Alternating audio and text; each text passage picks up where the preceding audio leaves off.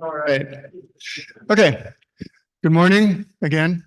I'm Chris Rossbach from UT Austin, and I'd like to welcome you to session 4B, which is the first of at least one session on serverless computing. And our first speaker has just left the stage, but is about to go back. So that's a good thing. So I'd like to introduce Benjamin Carver from George Mason University, who's going to tell us about our work on Lambda FS. Take it away. All right. Good morning, everybody. My name is Ben Carver, and today I will be presenting our work, Lambda FS, a scalable and elastic distributed file system metadata service using serverless functions. Serverless computing, or functions as a service, is an emerging cloud computing model that enables a new way of building and scaling applications and services. Developers can break traditionally monolithic server-based applications into a collection of fine-grained cloud functions. Serverless computing offers several key benefits that are advantageous for modern data-intensive applications, including elastic autoscaling, in which the platform will automatically and dynamically scale the number of resources in response to request load, cost efficiency using a pay-per-use pricing model in which users only pay for the resources that they use, and automatic resource management. Next, the metadata service sits on the critical path for distributed file system operations and thus is key to the overall performance of the distributed file system. Scaling the metadata service is difficult, and existing scaling techniques, such as using a cluster of metadata servers, lack elasticity, require tedious server management, and may suffer from high costs and low resource utilization. Here we see two existing systems, HDFS and HOPSFS. On the left here, we have HDFS, or the Hadoop Distributed File System, which is an open source implementation of the Google file system. HDFS stores the metadata in the main memory of a Java process called the active name node. And HOPSFS extends HDFS by providing a scaled out metadata service consisting of one or more stateless name nodes. This is ultimately achieved by decoupling the storage and manipulation of metadata. And these name nodes persist metadata to a pluggable backend store and collectively serve metadata requests. And HOPSFS uses MySQL cluster NDB as its backend store. So modern scaled out metadata services for large scale distributed file systems have several limitations, and we will be using HOPSFS as the characteristic DFS for this discussion. So first, the use of stateless name nodes necessitates that we retrieve metadata from the persistent backend store on every single request. And to see why this is an issue, consider this example where we have a client issuing file system operations one after another, and we can see that each of these requests has to go all the way to the persistent backend store every single time. And as a result, the performance is capped by the capacity of the backend store. So while modern distributed file systems like HOPSFS physically decouple compute and storage, these two are essentially logically bundled and must be configured together, and so performance can rapidly degrade if either of them becomes a bottleneck.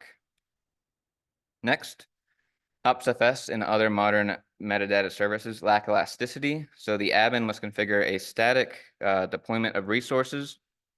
To see why this is an issue, consider this chart here. It is just a workload over time graph where the x-axis is time and the y-axis is request load. And so if the admin provisions resources for peak request load, then for much of the workload, they will be underutilized, and this wastes money. On the other hand, if the admin provisions resources for the average request load, then performance will suffer during peak request loads. So these serverless file systems face a trade-off of performance and resource utilization with this over-under provisioning problem. So the question is, can we use innovative, fast-based design mechanisms to build a high-performance, cost-effective, elastic, and resource-efficient metadata service? And the answer is yes. Serverless functions are an appealing environment in which to host the metadata service. The elastic autoscaling alleviates this over-under provisioning problem. The pay-per-use pricing model helps to keep costs low, and the automatic resource provisioning and management makes the system easier to deploy and maintain. And so with these ideas in mind, I'd like to introduce our work, Lambda FS. So Lambda FS is an elastic, scalable, and high-performance metadata service for large-scale distributed file systems. And the creation of Lambda FS required us to design and implement a number of core technical contributions that address fundamental challenges with scaling, state management, performance, and resource utilization. Specifically, Lambda FS utilizes a hybrid TCP HTTP RPC mechanism for fine-grained control over resource scaling and efficiency. We also utilize a metadata storage mechanism and that of a FaaS-based metadata cache that's backed by a persistent metadata store. And we also have an agile auto-scaling policy for efficient resource elasticity and management. Next, I'll briefly discuss the high-level design architecture of Lambda FS, as well as a few key components of its design. This diagram shows the architecture of Lambda FS when integrated with Hops FS. Lambda FS clients issue metadata operations to the serverless caching layer, which consists of a dynamic and elastic pool of serverless functions, each of which contains a single name node. And so these name nodes, these Lambda FS name nodes, are just Java serverless functions. Lambda FS uses a pluggable coordinator service for tracking name node liveness and coordinating name nodes during write operations in order to guarantee strong consistency, and clients read and write file content stored on the distributed file system data nodes.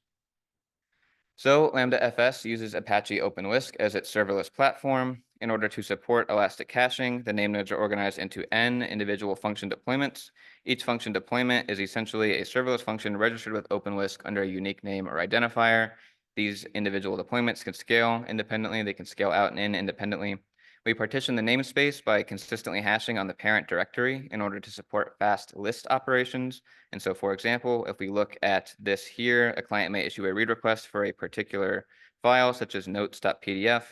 We consistently hash on the parent directory. This will get mapped to a particular name node deployment. And so to serve this request, we simply invoke a name node of that deployment. Lambda FS clients use a hybrid TCP, HTTP, RPC mechanism to interact with name nodes. Clients issue a combination of HTTP and TCP requests at a configurable ratio or frequency, and each type of RPC has unique characteristics, and I will briefly outline those characteristics here. So TCP requests typically exhibit much lower latency than HTTP requests, sometimes by as much as an order of magnitude or more. But TCP requests do not enable any resource scaling to occur, while HTTP requests enable the built-in elasticity of the underlying serverless platform. And TCP requests use the fault tolerance of the client library, while HTTP requests use the fault tolerance of the FaaS platform. And so the key here is that this HTTP, TCP, RPC mechanism basically enables us to have fine-grained control over the elasticity by modulating the frequency of each type of request. If we have more TCP requests, there will be less resource scaling. If we have more HTTP requests, there will be more resource scaling.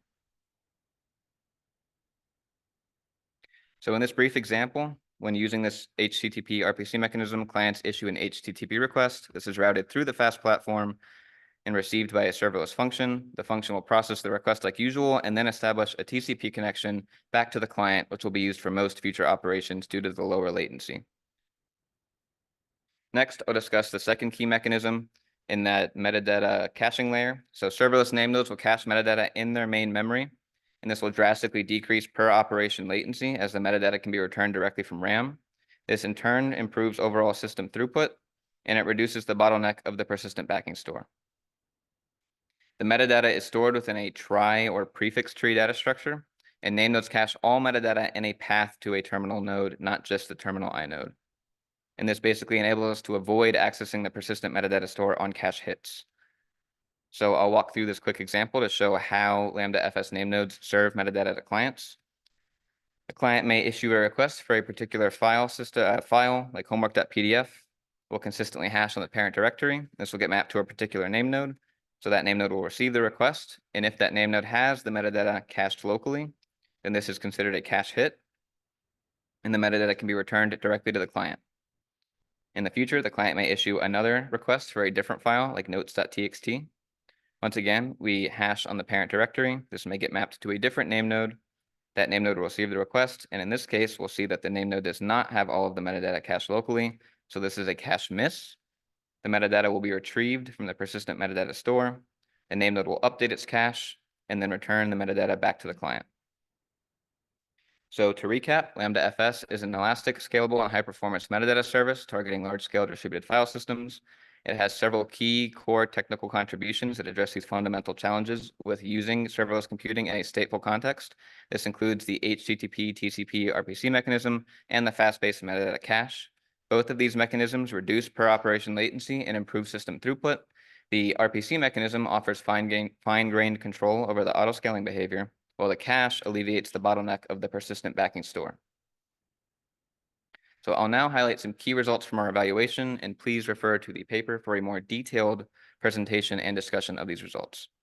So the first result is from our industrial workload experiment. We randomly generate file system operations based on the Spotify HCFS cluster trace. The frequency of these operations is shown in the table here. We evaluate our auto scaling policy by generating random request bursts up to 7 times the workload's base throughput. This chart here plots instantaneous throughput over time for each second of a 5-minute execution of this workload. We evaluate HOPS-FS with a cache to elucidate the benefit of Lambda FS's caching layer, as well as vanilla HOPS-FS. We also plot throughput on the y-axis, and we also plot the number of active serverless functions on the secondary y-axis. This is shown in gray here. The workload had a base throughput of 25,000 operations per second. We allocate 512 vCPU to HOPS-FS and 256 to Lambda FS to illustrate Lambda FS's resource efficiency. And as you can see here, both HOPS-FS and HOPS-FS with a cache did not execute the workload as it was generated. In particular, HOPS-FS with a cache did not execute the largest request burst as it was generated. It failed to execute 164,000 operations per second. But Lambda FS was able to execute this request burst, and as you can see on the secondary y-axis, we actually scaled out the number of name nodes that we had, going up from 27 to 34 in order to sustain the request burst. We also defined this new performance per cost metric, which is just instantaneous throughput divided by instantaneous cost. So if we look at this chart here, we can see that we have this metric plotted for both Lambda FS and HOPS-FS with a cache. As you can see, Lambda FS achieves a significantly higher performance per cost, basically giving a measure of our cost efficiency and how well we perform for the same cost. And the key takeaway here is that we achieve this higher performance per cost because we are able to achieve higher performance with significantly fewer resources. We also performed some client-driven scaling experiments where we vary the number of clients, each of which performed about 3,000 file system operations. We plot aggregate throughput on the y-axis here, and here we just have read and list. And as we can see, HOPS-FS achieved the highest throughput of all of the frameworks that we tested, all of the serverful baselines. Compared to vanilla HOPS-FS, Lambda FS achieved 28.91 times higher throughput for read and 20.53 times higher throughput for list. We also performed better than InfiniCache, a serverless function-based object store, and this is because of Lambda FS's agile auto-scaling policy. Because we can scale the number of name nodes in response to request load, we can sustain bursts of requests, and we can kind of adaptively change to the workload as either the throughput or the number of clients or both change. So in conclusion, Lambda FS is the first cloud-native distributed file system metadata service using serverless functions to cache and elastically scale distributed file system metadata. We achieve high throughput, low latency, low cost, and a high resource efficiency by synthesizing a series of core technical contributions to address these fundamental challenges of scaling and performance and utilizing serverless functions in this new stateful context. We hope that this work will provide insights into creating other similar systems with serverless computing. And that concludes my talk. Thank you.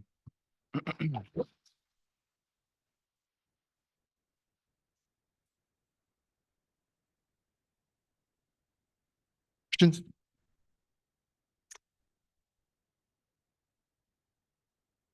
Hi, thank you for this interesting talk. I've got one question. So if I compare the scalability feature which you have and autoscaling which you have, which is a nice property, with just a dedicated metadata server like in Lastro, which achieves around 100,000 ops per second. Yep. Wouldn't it be more cost efficient to just deploy one Lastro metadata server and let it run forever?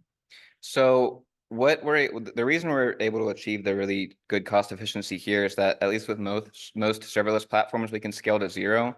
So in times where there's no operations happening, we can turn off the metadata servers essentially, and that enables, like, we don't incur any cost when it's not running. And if then depending on the workload, if there's just a small number of operations occurring, we just provision like just what we need to serve those operations effectively. Yes, so it kind of fits exactly what the workload requires. From a theoretical aspect, I understand this, but typically the CPU time for serverless functions is much more expensive than if you more or less directly rent a complete virtual machine. Have you done these numbers? Yeah, right. How much you can look have at to trade the point on the graph where it's no longer as cost effective. Yeah. Okay, thank you. Yeah. So I mean, there's just a trade-off, but because we can scale to 0 and because of the way a lot of the workloads that we were looking at worked, we're able to just take advantage of the fact that during these idle periods, we don't incur any cost. And that ends up saving a lot of money in the long run. Okay, makes sense. Yeah. Thank you.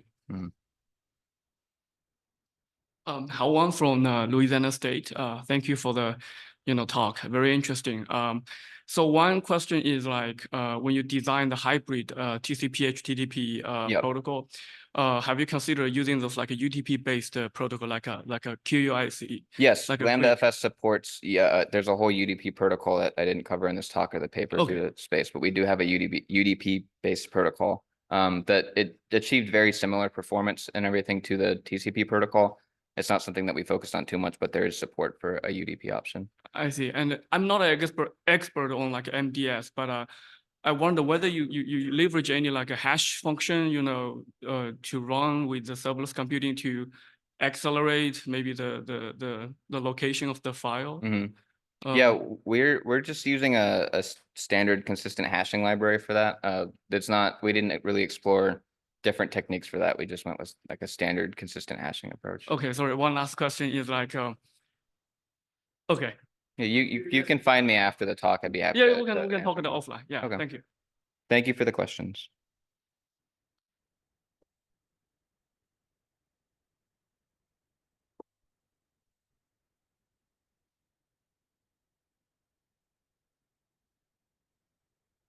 And our speaker. Next talk, FaaSMem, tag team.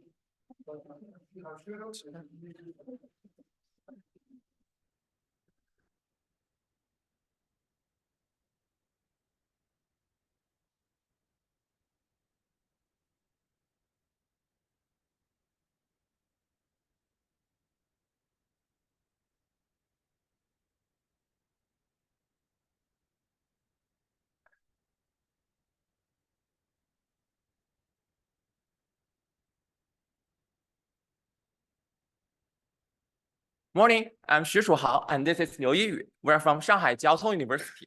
Today, we will introduce FaaSMem, improving memory efficiency of service computing with memory pool architecture. This is a joint work with China University of Geosciences and Huawei Cloud.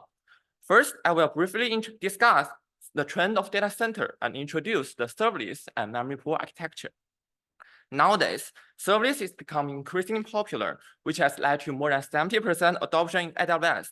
Meanwhile, as for the hardware level, cloud providers are exploring memory pool architecture.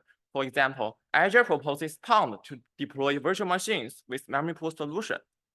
So what is serverless? According to Berkeley's view, serverless equals to FaaS plus bus. Developers upload their codes as functions to the FaaS system. Users triggers a function through events like HTTP requests. The FaaS system then allocates computing resources and interacts with the backend services to execute functions. Serverless helps cloud providers with elastic scaling abilities. As for the developers, it offers a pay-as-you-go pricing model and an easy development environment. The memory pool architecture was born as a solution of the growing memory demands. Besides the traditional compute nodes, it also hosts memory nodes with a large amount of memory. The nodes are interconnected via high-speed link like CXL or RDMA. The memory pool helps to reduce memory costs. Meanwhile, by dynamically sharing the memory to many compute nodes, it can improve the resource utilization and deployment density. Lastly, it also helps with operation and maintenance. Next, we will analyze the memory inefficiencies of the service paradigm. We then discuss the potential of memory pool and whether current solutions are adaptable to serverless. Lastly, we delve into the fast memory usage. Serverless applies a keep live strategy to avoid the cold start. Containers will be idle in memory for a while after each request is complete. By analyzing Azure trace, we find a clear trade-off between user experience and memory efficiency. The less cold starts means more idle memory. More importantly, cloud providers tend to sacrifice the memory efficiency for user experience, resulting in memory shortage. The memory pool architecture has the potential to resolve the problem, as it allows the compute nodes to offload some memory to the remote. However, accessing the remote part incurs higher latency. Therefore, the code pages are only usually suitable for offload. So when it comes to serverless, there are three main challenges. The first is the code page identification, as a wrong identification would easily lead to SLO violation. The second is the container state awareness, as serverless has a unique keep live stage. The last is the offload timing. So can previous work resolve the three challenges? Let's first look at the feedback-based approach called TMO, which is a tool adopted in Meta's data center. Since the feedback approach naturally has a lag, TMO conservatively offload only 0.05% memory per 6 seconds. Let's consider short 10-minute service container. It can only offload 3% of memory, which is negligible. So besides TMO, there are also sample-based approach like Damon. Damon is a Linux kernel feature. It offloads the code memory based on page table sampling. However, it considers the home container as a black box, which is not aware of the keep live stage. During keep live, it will offload all memory since no memory access ever happens. This would lead to severe SLO violation when the next request arrives. Based on the findings of the above two tools, the black box design does not work for serverless. So how to solve the memory inefficiency problem? Let's first delve into the serverless memory usage. We can divide it into three segments: the runtime, init, and execution segment. The first segment is the runtime segment created when the container starts. As Azure reports that 99.9% of containers take up at least 76 megabytes memory, we can speculate that the runtime has already took up a lot. The right figure collects the inactive memory amount of both open source platform OpenWhisk and Microsoft Azure's runtime. We find there are many code pages in the runtime segment. The second segment is the initialization segment, hosting function packages, global states, and so on. The memory hotness of this segment can be recognized by the access behavior of subsequent requests. However, by replaying the Azure trace, we find many containers only handle few requests, making it difficult of relying on the access behavior. Moreover, as the bottom figure shows, there are many hot pages that the pages each request needs persisting during the keep live. And this brings up another problem: how to deal with the hot pages during keep live, since they are used for every request. The last segment is the function execution. This stage contains temporary data during the execution of function request. Since they are only valid under each request, with the help of garbage collection, they will be automatically freed after each request is complete. As Azure reports that the execution duration of each request is usually short, offloading these segments leads to little benefits. Therefore, we should not consider to offload this segment. Okay, so let me show our design to you. This is the design overview. So we are leveraging the remote memory pool, and we separate for the code pages, we separate it into two parts, the runtime part and the initialization part. The policy is to offload according to the memory access pattern. And for the hot pages, we use a policy called semi-warm. So for the code pages, we divide the pages initially into three packets or page buckets. We call it page buckets. So we got three packets: the runtime part, init part packet, and execution packet. On memory access, the page is moved to hot memory pool. Hot page pool. So the page buckets are actually the inactive page list. And as you can see, the different page buckets have different characteristics. And we have a periodic rollback mechanism to make things roll together. So for the runtime packet, the memory access pattern is much the same over different requests. As you can see in our experiment, the number of extra access the pages in the runtime segments is no more than 3 pages. So the policy is simple. After the first request, some pages is moved to the hot page pool, and the remaining pages in the runtime packet is considered as code and can be offloaded right away. Then for the second part, It is the init bucket. So the init bucket have different memory access pattern. Sometimes it look like the case 1 and sometimes like case 2, and sometimes maybe a mixture of these two cases. So first, for the first case, maybe it is easy to decide whether a page is hot with only a few requests. But for the second one, we need to go over a lot of requests after we can finally determine whether a memory is hot or not. So we need to maintain a dynamic request window to decide whether a page is hot or not. In our approach, we determine the request window based on the descent gradient of the remaining pages within the init bucket. Then after this request window, we offload the unaccessed page after a request. So there's another remaining problem. As you can see in the previous design, the hot page pool only, the number of pages in the hot page pool only cannot decrease. So after several requests, the new pages are brought into the hot page pool. But if the pages is not accessed during these several requests, the pages become colder. So we need to re-evaluate whether the page is hot or not. Our approach is to roll back pages to their original bucket. So let's put things together. Basically, we have 3 buckets, and on memory access, we move the page into the hot page pool.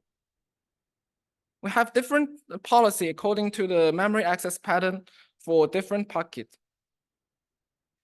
And also we have a periodic rollback mechanism to make things to balance the number of pages in the buckets as well as the hot page pool.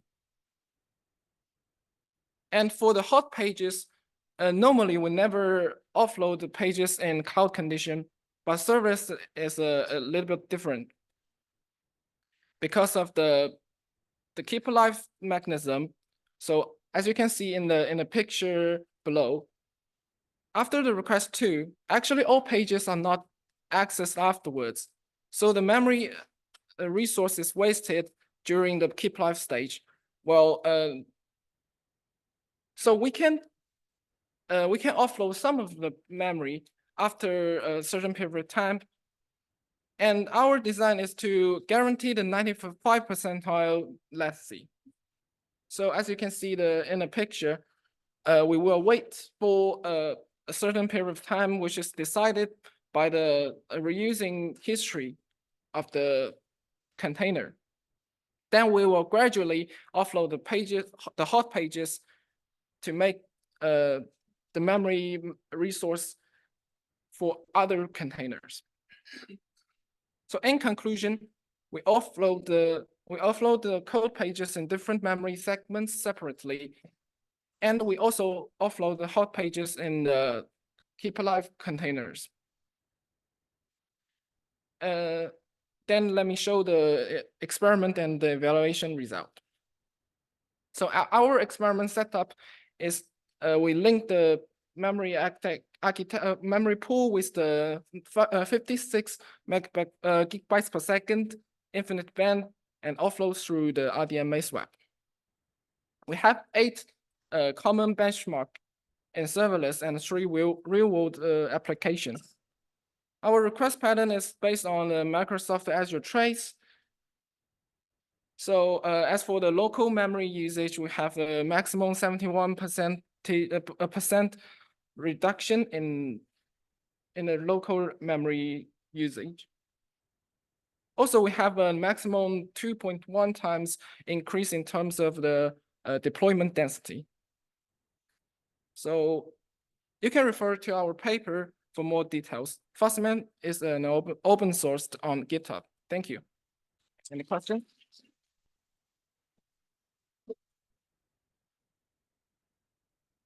Questions?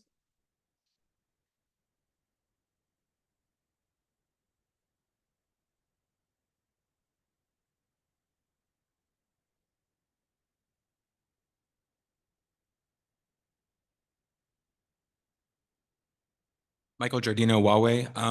How do you detect cold? Excuse me.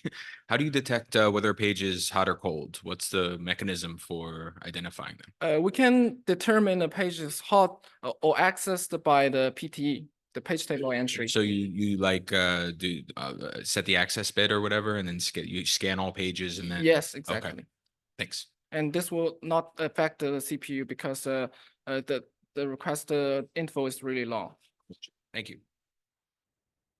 I have a question. If you looked, how closely have you looked at page granularity?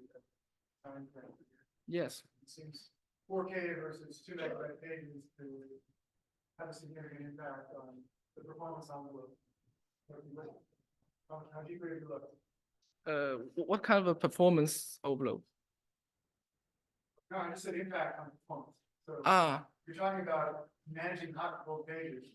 Traditionally, there's a difficult trade-off there because the ability to detect hotness on 2 megabyte page is much more approximate than your ability to detect hotness on a cold page. So does this make sense?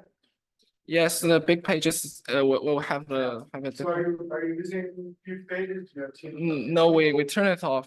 Actually, we do not use hot pages, but I think the design here also works for the hot pages, since we make the policies on different segments. And I think some policies, like the first segment, the runtime segment, their hotness can be very determined after the first press. So even we turn on the transparent pivot table, it can still offload well. Meanwhile, it can guarantee the tail latency. It's a common need for system software to try to map static data, runtime code things that don't change and tend to move around en masse together. Yeah. Huge pages, and you might consider looking at that. Yeah. In the future. Yeah. Thank you. Anyway, let's thank our speakers.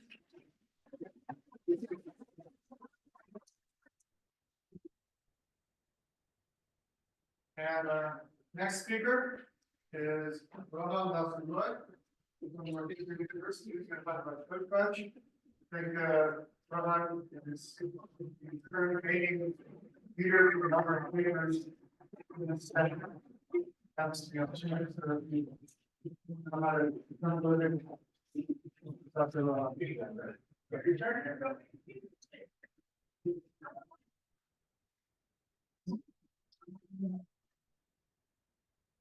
Hello, everyone. I'm Rohan Basuroy. I'm still a PhD student at Northeastern University, Boston.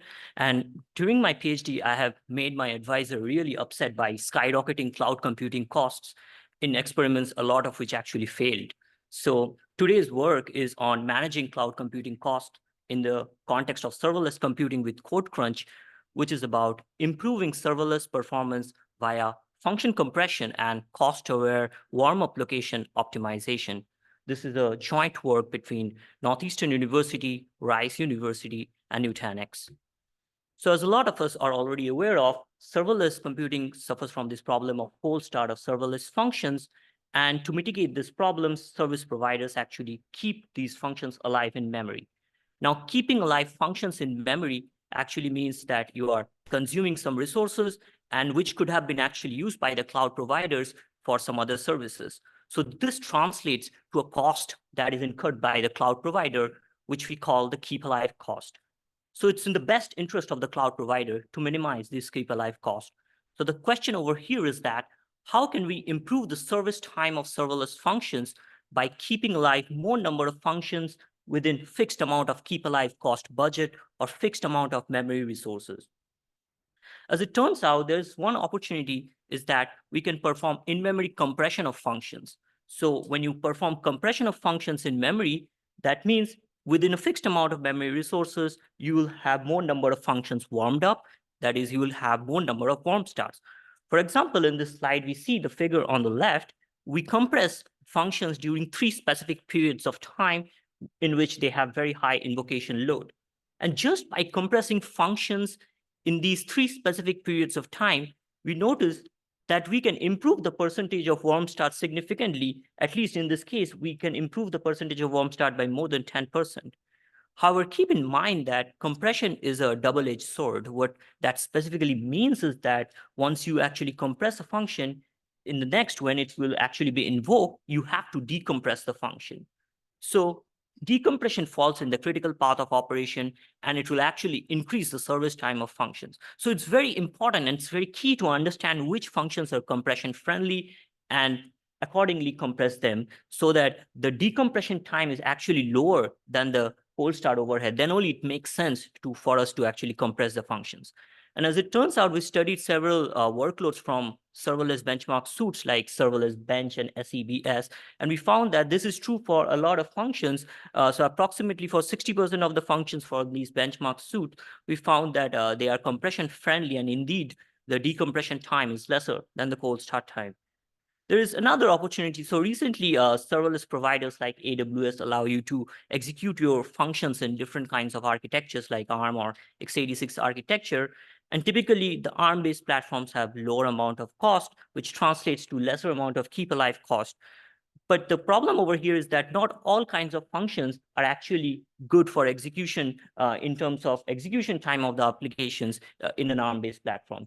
Some functions are actually better for an x86-based platform, some are on an ARM-based platform, and these characteristics can change depending upon the load and depending upon the input characteristics of these functions.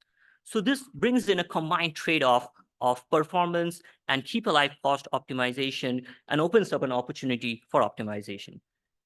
The challenge over here is that when we are trying to optimize the scheduling of these functions, we need to determine the keep alive time of these applications, whether to keep them alive or not, how long to keep them alive, where to schedule them on an x86 or an ARM-based platform, and whether to compress these functions or not. And the other point is that when multiple functions are invoked together, we have to optimize their scheduling together. We need to perform this optimization together because the scheduling decision of one function actually impacts the scheduling decision and the performance choices of all the other functions, because the cloud providers have limited amount of fixed amount of memory and compute resources. Due to the fact that these function schedulings are interrelated, we need to optimize them together, and thus it forms a very large and complex optimization space. We found that typical optimization schemes like gradient descent or Newton's method and genetic algorithm, they perform very far and suboptimally compared to the Oracle solution, which is the most optimal or the theoretically most optimal solution. To solve this problem, in CodeCrunch, we employ something called sequential random embedding, which is an online randomized solution. With the idea behind is to break down a large problem space into smaller chunks and sub-problems and optimize in the smaller sub-problem space. So we have something called an optimization space generator, which based upon the keep alive cost budget of the cloud provider determines the original problem space. And now sequential random embedding actually breaks down this original problem space into multiple subchunks or subproblems and performs optimization there, and then later maps back this result from the subproblem space to the original problem space to perform the scheduling. CodeCrunch decides which functions to compress, when to compress, and how long to keep them alive, and whether to execute them on an x86 or an ARM-based platform. The reason why we use sequential random embedding, or in general any sort of randomized solution, is that because of the fact, two specific reasons. One of the reasons is that in production, serverless functions are very quickly adaptive. They undergo changes very fast. The invocation characteristics change, the load changes, the input characteristics change. So we need a scheduler which is very adaptive to these changes. And we found that a randomized solution like sequential random embedding very quickly adapts to these kind of changes in the function invocation and their characteristics. Another very key point is that in production, serverless functions are very short running. So what that means is that you must have to make the scheduling decision very fast. The scheduling decision overhead should be very minimal for the scheduler to be very effective. And since CodeCrunch performs optimization in smaller subspaces via sequential random embedding, the execution time overhead or the overhead to perform this optimization is actually very low compared to when you're trying to optimize in the whole original large problem space. So how it does this is that you have different functions and they have different invocation patterns. Now, based upon how long ago these functions were previously optimized, CodeCrunch assigns them a probability. And if your probability of optimization previously has been low, that means that you were optimized for a long time back compared to all the other functions. So you will be assigned a higher probability of selection to this from the original problem space to the sub-problem space, so that you can get optimized. And another factor is that once functions undergo changes, like their load changes or their input characteristics changes, then also we assign them a higher probability of getting selected in the sub-problem space so that they can be optimized according to their new characteristics. Now, in the sub-problem space, we perform simple gradient descent method to form the optimization and then map back this to the original problem space to decide whether to keep them alive, decompress them or not, and where to schedule them. Now, I'll briefly discuss how this function compression actually works. So we use this in CodeCrunch, we use simple Docker containers to perform serverless execution. And Docker uses OverlayFS, which is a modern union file system where several files from the image layer can be shared by the different containers running in the container layer to manage resources and memory resources in a better manner. So we have this original image, and when a function is invoked, a running container is formed from this original image. And then if we decide to keep the function alive, we perform Docker commit in this running container to save the state of this running container in a committed image. And then if we decide to keep this function alive, we perform compression in this committed image. We perform LZ4 compression to form a tar archive of this compressed image. Thereafter, we remove the original image and the committed image from the Docker directory of the host machine to free up memory space. Now, as we mentioned before, a key point over here is the decompression time. So since it falls in the critical path of operation and it can increase the service time of your functions, it's very important to optimize for this decompression time. And we need to find an optimizer or a compressor which has very low decompression time. And we found that among different kinds of compression solutions, LZ4 compression actually has a relatively lower decompression time. So that's why we chose it. And when a function is actually invoked, which is already compressed, we decompress the function and perform Docker build on that so that we can register the function in the Docker directory of the host machine. And then we invoke the function from this decompressed image via Docker run and start the container execution. CodeCrunch uses a typical OpenWhisk architecture and has all different components of a regular OpenWhisk architecture. I'll not go into much detail, but it has a manager node which decides where to keep alive and how long to keep alive, and whether to compress the functions or not. And it has different worker nodes, which has the invokers and the functions running in them and kept alive in these worker nodes. I'll briefly discuss some of the key results of CodeCrunch.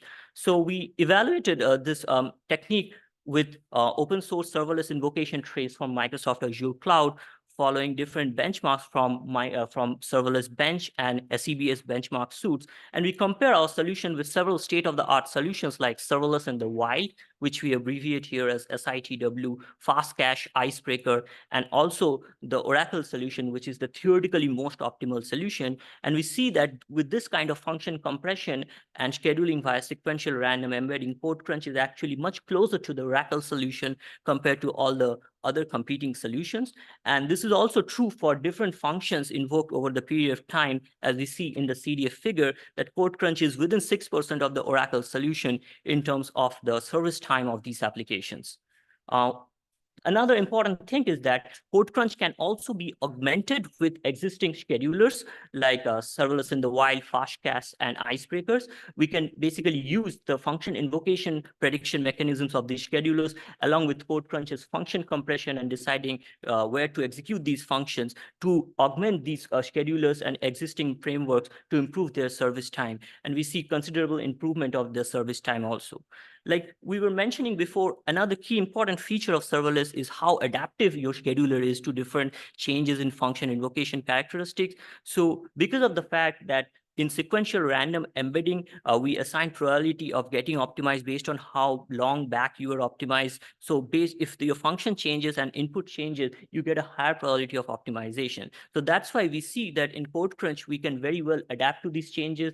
And even when the function characteristics and the input changes, we are much closer to the Oracle solutions compared to the other baseline solutions like serverless in the wild. CodeCrunch is open source, and hopefully with CodeCrunch, you can improve your serverless execution time within fixed amount of memory or keep alive cost resources. Thank you for your attention.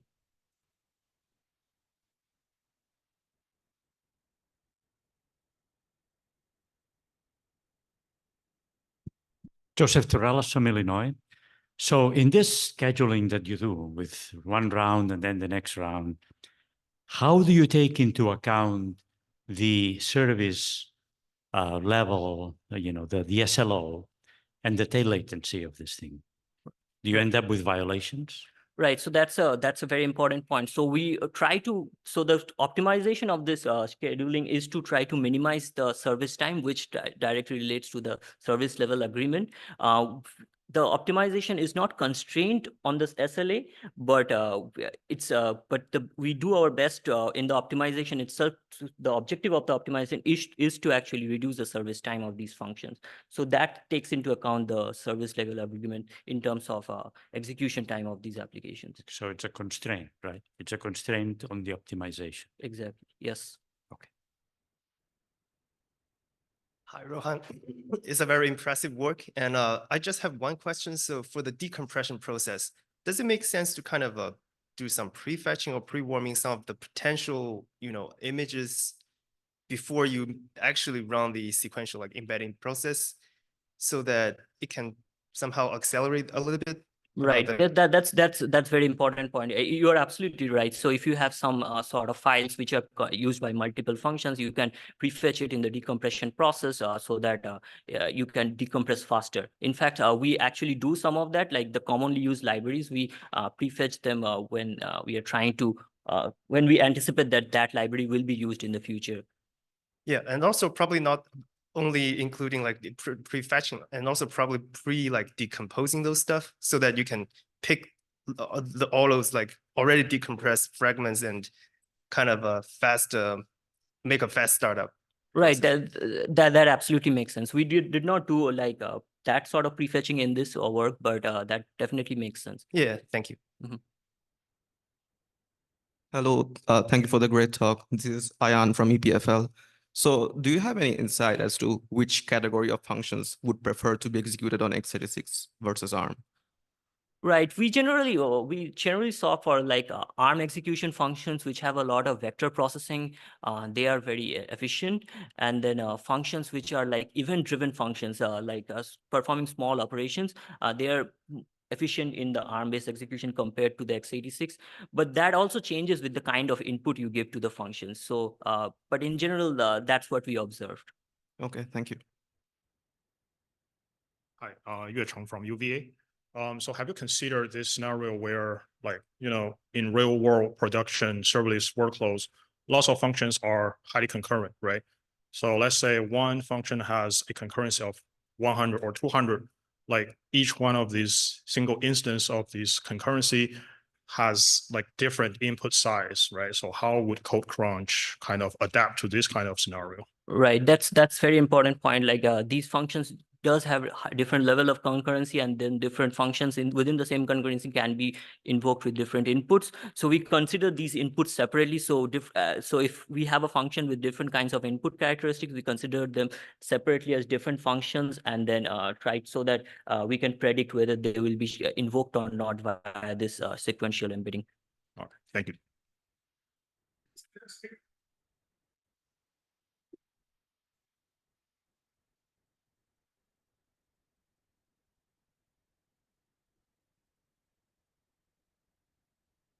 Speaker,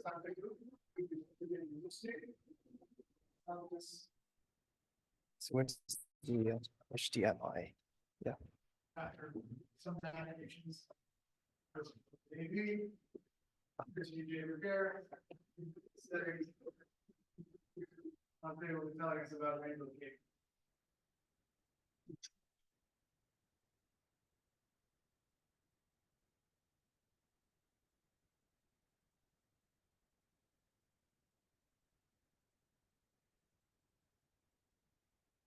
It's not showing anything. I'm showing the last. There we go. Okay. Okay. Hi, everyone. Good morning. Oh, yeah.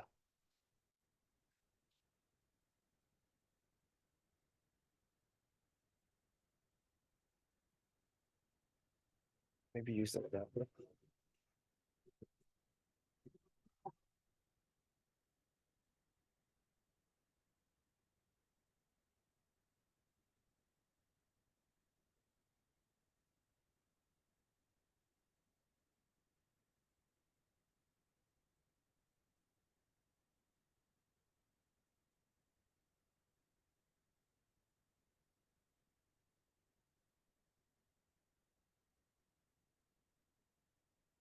Okay, there you go.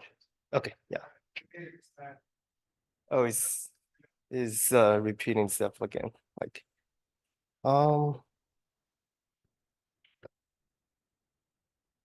okay. Okay. Yeah, I'll just start first. So good morning. My name's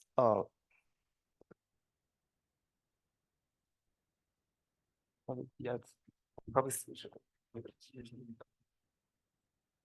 presentation.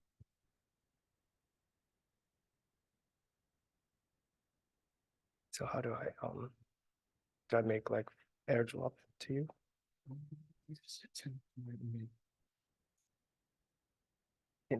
Do you have the computer with that? Yeah. I share the keynotes with you, so probably I can use it.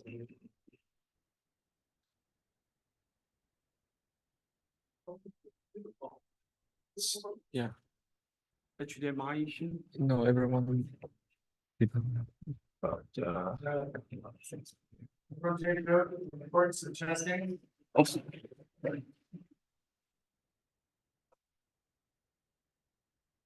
But I don't have the slides. You should I share the keynotes with you, so probably that's that. Yeah. Send them to me anyway. So what's your email?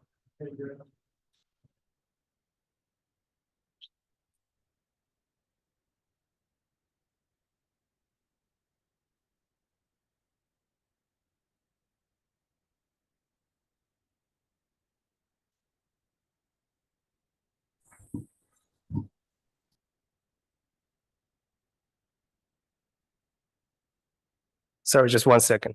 I'm trying to switch the computer.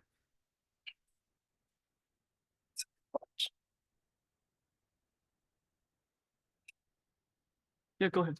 Go ahead.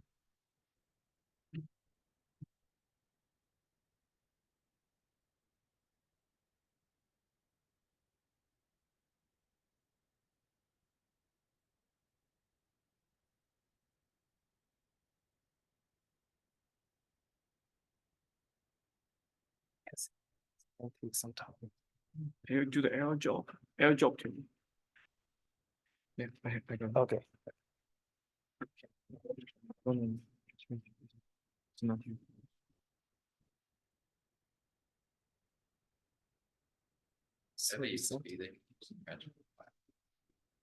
You don't have it there? No. Do airdrop. Okay. Airdrop share. Share, yes. Don't be nervous. Yeah, take it easy. It's not this go. Airdrop. Okay. Yeah. Should be here.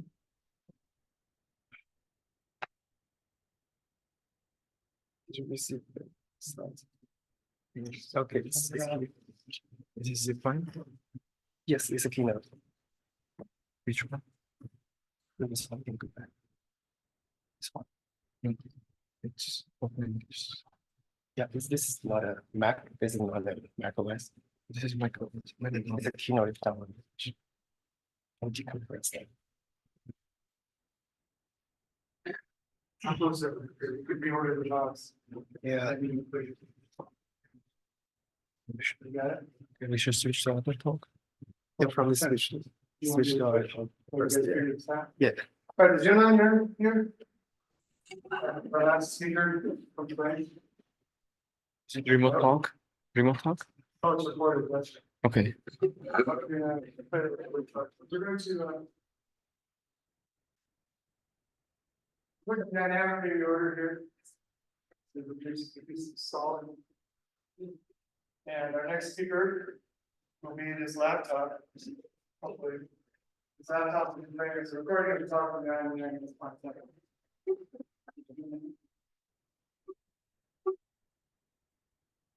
Hello everyone. Today I'm going to introduce our work, Flame, a centralized cache controller for serverless computing. This work was carried out by Tianjin University in cooperation with Huawei Cloud Technologies. In this work, we focus on the cold start problem in today's serverless platforms, which can lead to significant performance degradation for cloud users. To mitigate the cold start overhead, function caching is a widely used method in many service platforms, such as pre-allocating a container pool or keeping functions alive after each invocation. Then the cold start ratio can be reduced. However, caching function consumes resource on physical servers, thus increasing the cost of service platforms. For example, our platform, one of China's largest cloud providers, consumes more than 20% of storage cluster memory for keeping functions alive under less than 1% of cold start ratio. Meanwhile, a storage cluster may deploy functions from thousands of users. It is almost impossible to cache all of the functions. Thus, it is still challenging to make efficient caching decisions. Many approaches have been proposed to improve cache efficiency.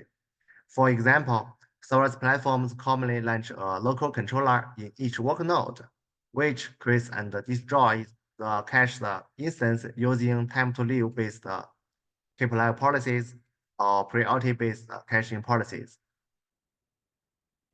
However, we find that such local cache control are insufficient to achieve high cache efficiency due to the workload skewness from hotspot functions.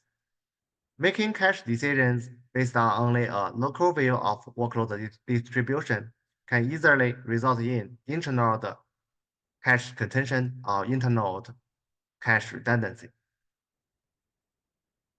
We present our observations from a detailed experiment as shown in the figure.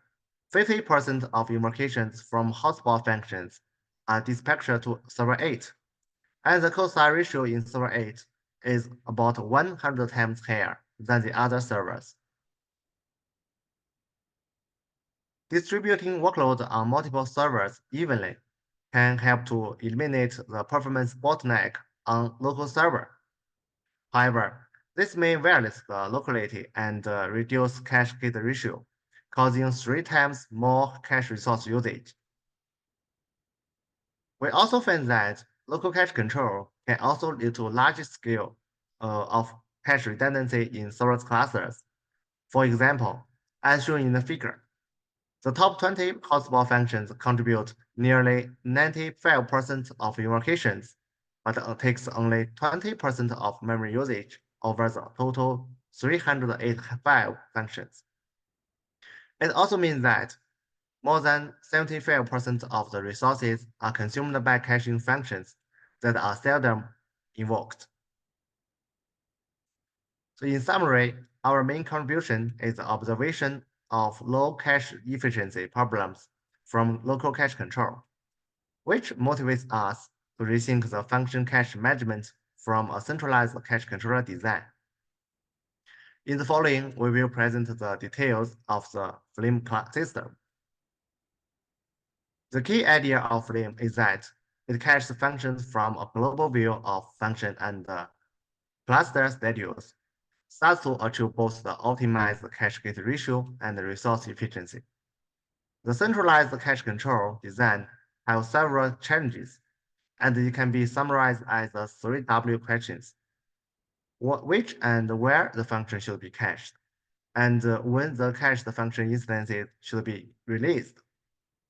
In addition, considering a large scale of deployment, how to integrate the FaaSMem system into a storage platform with minimal overhead is also a challenge. Here we present an overview of FaaSMem. It consists of a top controller and multiple agents named cachelet. The cachelet is deployed on each workload. It collects information from and executes the cache decisions from top controller.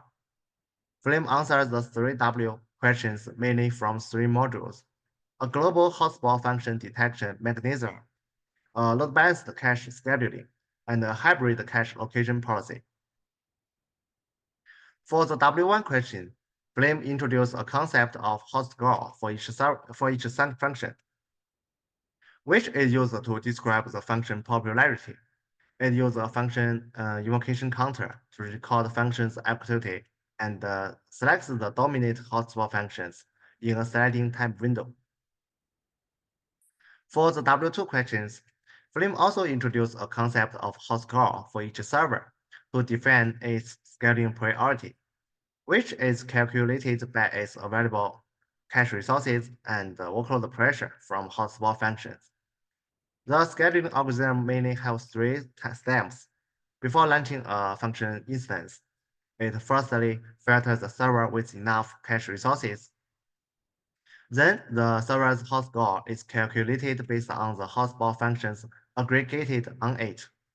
A higher hot score means more available resources with less workload pressure. After that, the algorithm determines the cache placement to the server with the largest hot score, and the figure gives an example of cache scheduling.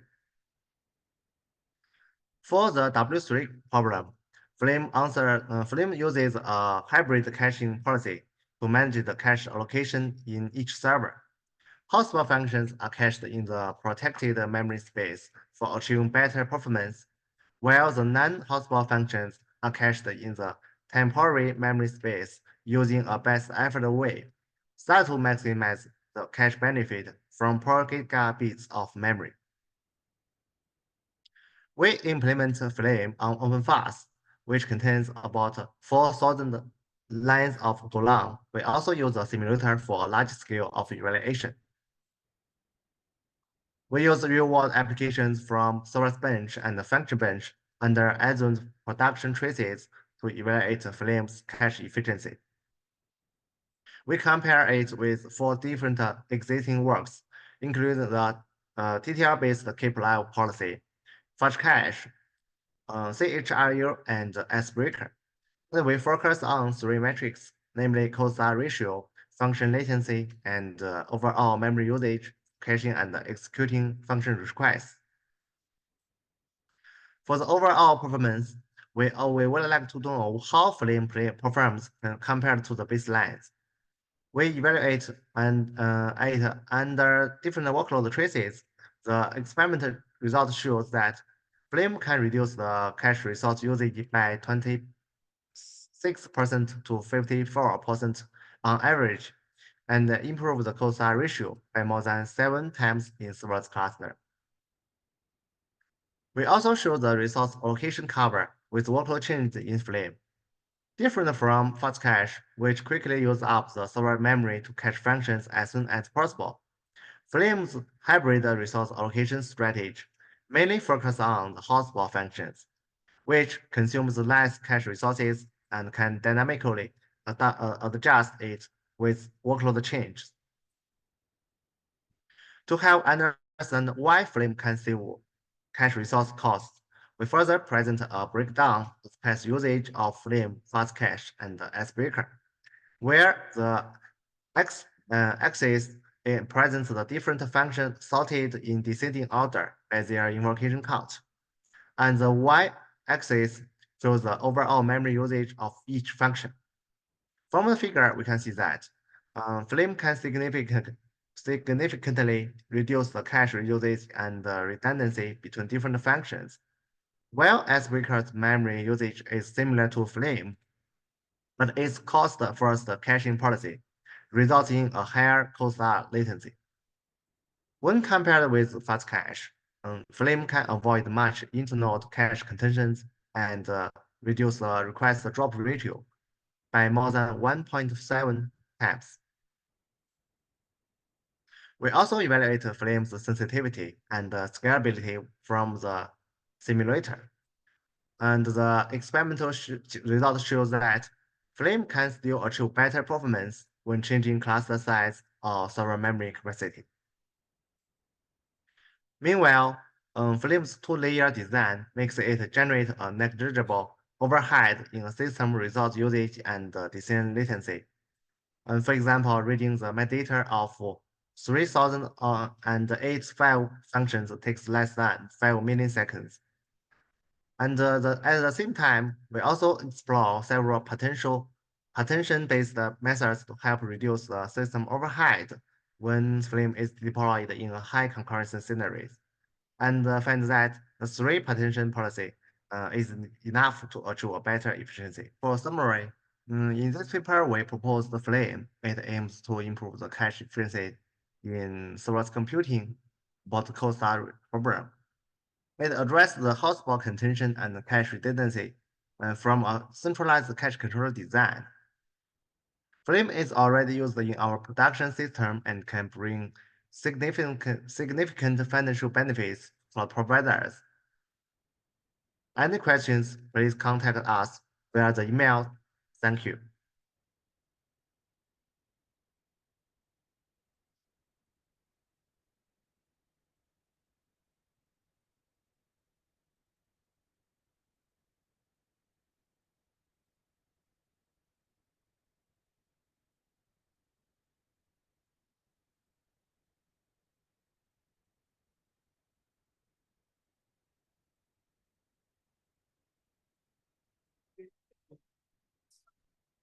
No, I think we can also use USB-C. We have USB-C.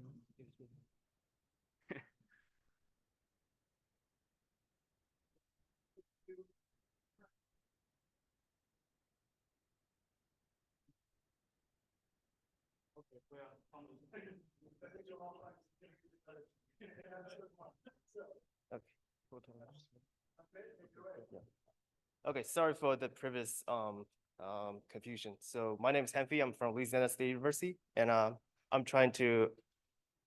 will try to kind of speed it up a little bit. And I'm going to present our work, Rainbow Cake Mitigating Cold Start is Serverless with Layer-Wise Container Caching and Sharing. This is a joint work of Louisiana State University, Northeastern University, Stony Brook University, University of Waterloo, and Missouri University of Science and Technology. So traditional cloud computing are like car rental services where you have to configure your VM and write scripts to host your VM, and also your VMs are built even they're idle. Instead, in serverless computing, it's like self-driving taxis where you only need to upload your functions, and then the serverless platform will take over the rest. So here's an example that illustrates the differences between IaaS cloud and serverless computing. So in IaaS cloud, when there's a request A coming in, and your VM starts to execute the request, and after some time the request is done, and your VM actually stays idle until the next request come in, and then repeat the execute process, and then idle, and then for the next request. So this is how IaaS cloud works. And in serverless computing, where you have a function A invocation, you execute the function, and then the function is released. And for function, and there's another function invocation come in, it starts to execute the function, and the resource of the function is released, and this is similar for function C. So in serverless computing, the resource can be, idle resources can be avoided. And there are two types of startups in serverless computing, warm start and cold start. And in warm start, function A invocation gets executed, and the container is kept alive for a while, where if there is another invocation from the same function arrives, you get to reuse the previous container. And this is called a warm start for the second invocation. Whereas in cold start, you have the same function A invocation, and you execute the function and leaves the container idle in the memory. And instead, there is a different function invocation arrives. It cannot directly reuse the previous container because there are different functions, and they have different library or user code demands. So it's a cold start for function B invocation. And a cold start in serverless computing can take up to, and the cold start in serverless computing can take up to hundreds of milliseconds, which actually is almost the same order of magnitude with the function execution time. So yeah, let me just skip those slides a little bit.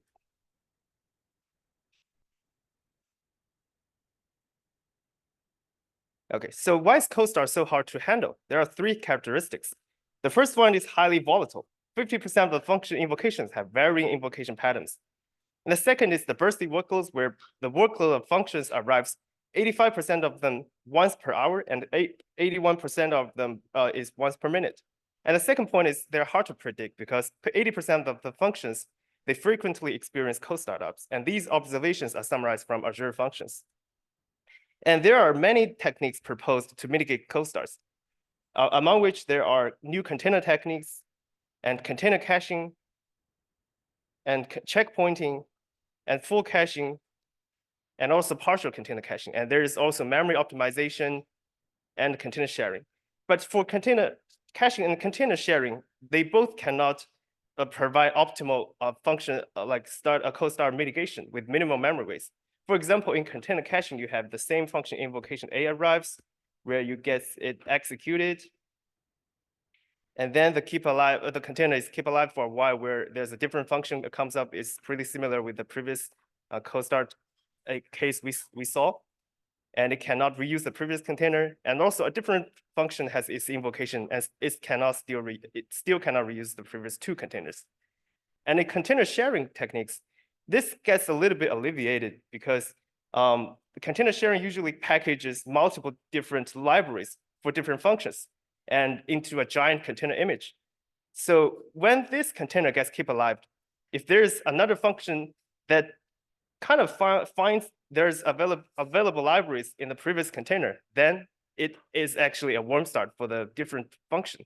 It gets executed, but still, if another function that doesn't have any available libraries in the previous containers, then you have to reinitialize the container and execute the function again.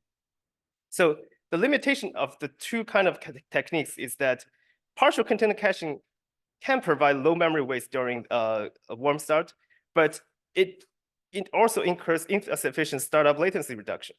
For container sharing, it actually introduces high memory waste during the keep alive period. So the question is, can we kind of achieve minimal cold startup rate reduction as well as minimal memory waste? And the answer is yes. We present our work, Rainbow Cake, that combines the benefits of partial container caching and container sharing. So the design goal of Rainbow Cake is to mitigate cold starts with minimal resource waste and tolerant to burstiness and mispredictions of function invocations. And also we try to make it lightweight and high scalability. So in Rainbow Cake, we carefully craft and design 3 generic layers where there's a bare layer that contains all the infrastructure, environment, and utilities. And there is a language layer that contains the language runtime. And also there's a user layer that loads user code and any necessary libraries. And we characterize those 3 different layers in 3 different aspects: memory, latency, and compatibility. So for a bare container that only holds the bare layer, the memory consumption is low, but the startup latency can be high if you reuse this kind of container. But the compatibility is also high because all the functions, they require pretty much the same container infrastructure. And the second type of container is called language container, where it incurs medium memory footprint, medium startup latency, and also medium compatibility, because all the functions from the same language can reuse this container. And for a user container, it contains all the three different layers, and it actually introduces high memory waste, but introduces least a startup latency, and its compatibility is the lowest because there's only one function that can reuse this kind of container. Yes, so the characterization of the 3 layers, we evaluated 20 realistic functions from 3 serverless benchmark suits. And there are Java functions, Python functions, and Node.js functions. And we noticed that layered structures can be observed for all the functions. And here's an example to show the workflow of Rainbow Cake. So it's the same, we have function A's invocation come in, and we initialize the container layer by layer. And then we guess it's executed. And then the container is kept alive for some while. But after some time, instead of removing the whole container, we first initialize the top layer, which is the user layer. And then there's the function B invocation. It can get to reuse the previous language layer by adding its own user layer on top of the previous partial container. And it's a partial warm start for function B, where it can get executed directly after this partial warm start. And also this container is kept alive for some while, and we remove the first layer. And then after some time, we remove the second layer. And now there's function C invocation coming in. Even though function C is a Node.js function, it's different from the function B, but still it gets to reuse the previous infrastructure and by adding its own language, runtime, and its own user layer. And it's still a partial warm start for function C. So it has to avoid creating new containers. And this is how Rainbow Cake works for different functions. And Rainbow Cake has a history recorder that records all of the previous function invocation patterns to determine the keep alive time of these keep alive decisions. And Rainbow Cake asynchronously scheduling pre-warming events during the service, where the pre-warming event is scheduled, and we try to pre-warm a user container if there are no warm ones in the container pool. If there are warm ones, otherwise we just skip this pre-warming event. And whenever there's an invocation arrives, we fit Poisson process to predict the next IAT. And for Rainbow Cake's keep alive, we compute time to live windows given a container and its predicted IAT, where whenever a container ends its keep alive period, we first check if it's a bare container, and if it's a bare container and it's timed out, it means that we just remove the container directly. And otherwise, it's a language layer container, or it's like a user layer container. We fit Poisson process to predict the next IAT to determine the keep alive time of those two types. And Rainbow Cake's prototype on top of Docker container and Apache OpenWhisk. And we use a 3-node testbed with in total 140 CPU cores and 240 gigs of memory to evaluate Rainbow Cake. And there are baselines we use is OpenWhisk-default histogram from Serverless in the white paper, FastCache, Suis, and Pagras. And we use Azure function traces and up to 8-hour-long workloads to evaluate to conduct the experiments.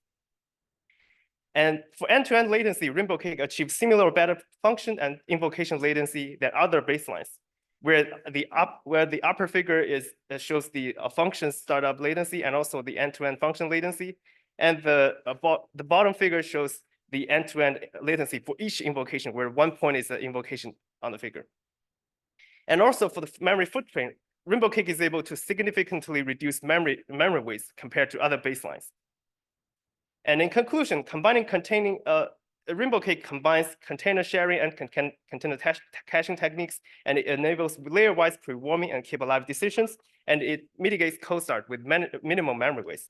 So in total, Rainbow Cake is able to achieve 68% function startup latency reduction and also 77% memory waste reduction.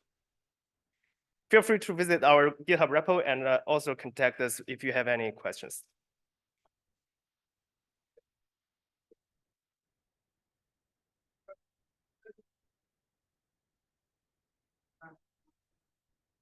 I have one quick question about security. Like Yes. you're allowing to share parts of the container with potentially different languages, different users. How do you handle that? How if changes from one user will be visible by the other? Yeah, so that's actually a great question. That was actually raised by ASPLOS reviewers previously when our paper is in submission. So our solution is basically we restrict the user access within the same folder, and we kind of guarantee the folder is not breakable using Linux gel techniques.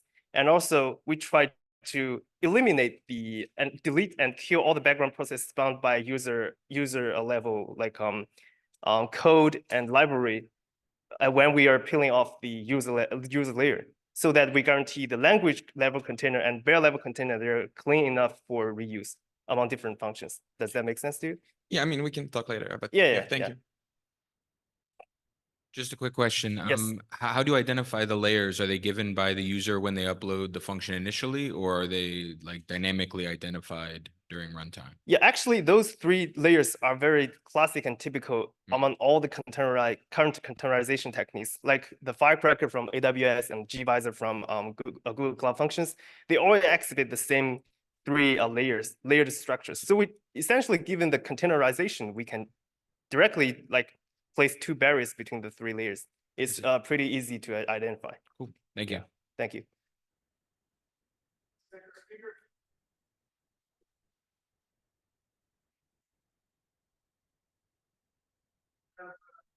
supposed to have a half an hour break, it's less than a half an hour break. So go enjoy it. And thanks for attending serverless session.